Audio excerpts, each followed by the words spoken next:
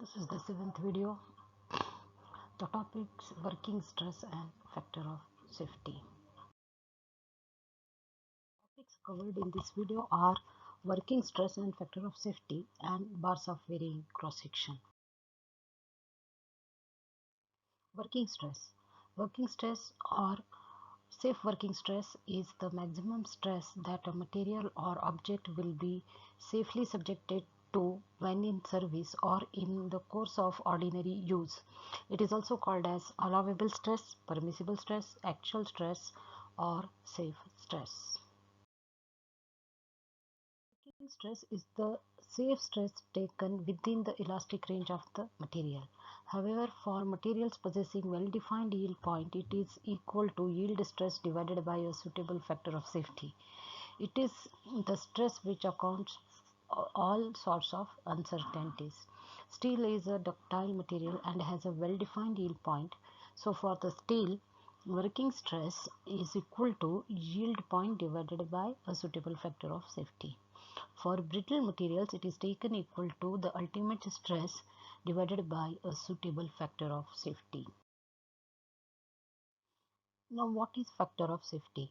Factor of safety is a number used to determine the working stress. It is fixed or based on experimental works on the material.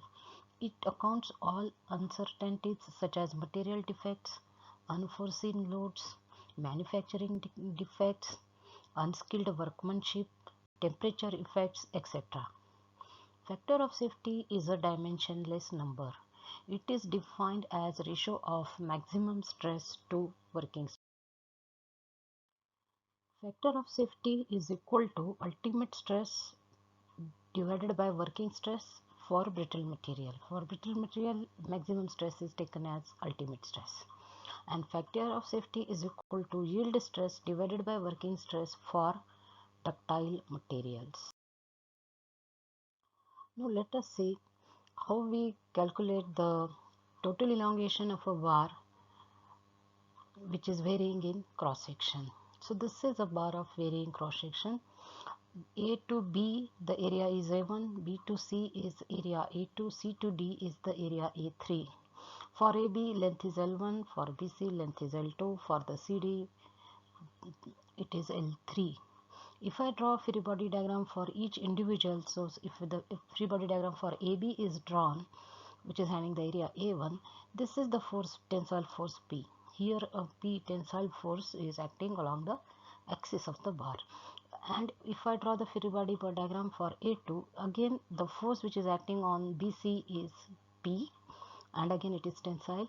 And for CD the free body diagram will look something like this, where again the tensile force P is acting. So for the full length of the bar it is under tension and the tensile force is P. Now stress in the bar AB, if I call it sigma 1, it will be P divided by A1, where A1 is the cross-sectional area of the bar AB and sigma 1 is the stress developed in the bar AB. Now strain developed in the bar AB is, if it is called epsilon 1, then it will be equal to delta L1 upon L1, where delta L1 is change in length of the bar AB and L1 is the original length of the bar AB, which will be further equal to, as per Hooke's law, sigma 1 divided by E1. Sigma 1 is again stress in the bar AB and E1 is the modulus of elasticity of the bar AB. Now here delta L1 is equal, delta L1 divided by L1 is equal to sigma 1 divided by E1.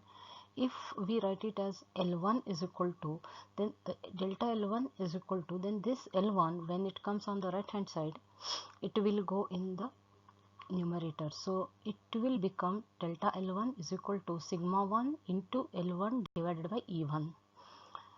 Now if I substitute the value of sigma 1 as P upon A1, then delta L1 will become equal to P divided by A1 into L1 divided by E1.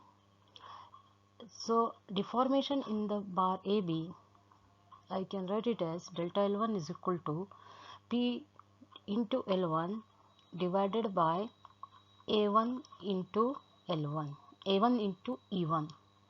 So This is how we calculate the deformation in the bar L1. P into L1 divided by bracket open A1 into E1 bracket close. Similarly, deformation in the bar BC will be delta L2 is equal to P into L2 divided by bracket open A1 into E2 bracket close, where L2 is length of bar BC and A2 is the area of the bar BC.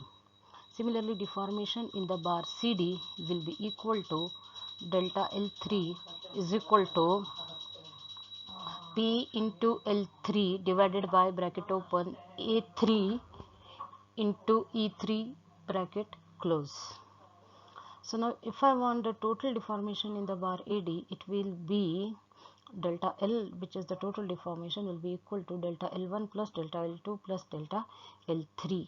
That is deformation in the bar AB plus BC plus CD will be the total deformation in the bar AD. Now here I am giving one assignment number 1. Now if you have seen all the videos, then you will be able to answer these questions. Question 1 is define direct stress and strain. Question number 2, state Hooke's law. Question number 3, define modulus of elasticity and state its unit. Question number 4, draw stress strain curve for a mild steel showing all important points. Question number 5, define ductility and brittleness. Question number 6, give examples of two ductile and two brittle materials.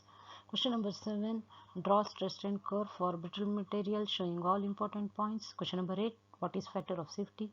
Question number 9, define proof stress, ultimate stress, breaking stress and working stress.